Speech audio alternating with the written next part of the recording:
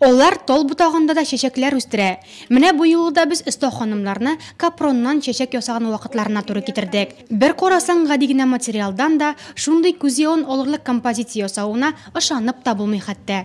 Чтобы сделать вот такой цветок, нужна вот Чәчәк ясау өчен шундый түгәрәк тимер чыбык һәм капрон материал кирәк. Капронны тимер чыбыкка урап, тарттырабыз һәм җеп белән беркетәбез. Бер таш әзер дигән сүз. Соңрак ташларны бергә тоташтырасы гына кала. Әлеге кул эшләнмәләрен оста ханымнар районса китапханәсе каршында эшләп килүче аулак итү гәрәгендә ясый.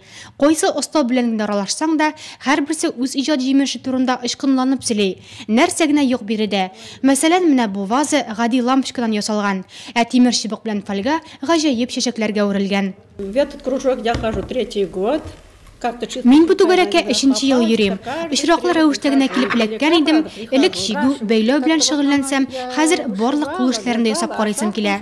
Түгәрәккә күбрәк кеше килсен иде. Монда бик рәхәт. Бер-беребез белән уралашабыз, тәҗрибә уртаклашабыз. Күргәзмәдә конфетлардан букетта, шикән картиналар, сәйләннән үргән чәчәкләр, бәйләнгән розалар, гомумән декоратив материаллардан төрле техника кулланып ясалган букетлар тәкъдим ителгән. Ә күптән түгел биредә топиари стилендә эшләнгән композицияләр дә пәйда булган.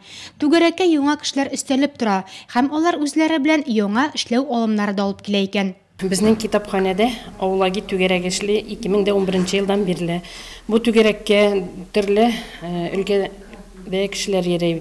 Күбрәк инде бигрәк тә пенсионерлар йөрей. Без бу түгәрәктә төрле материаллардан төрле әйберләр ясыйбыз.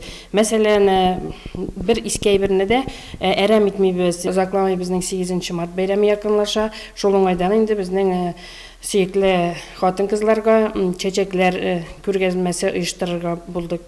Күргәзмәдә тәкъдим ителгән эшләнмәләр барысы да сатуда, бәяләре дә арзан.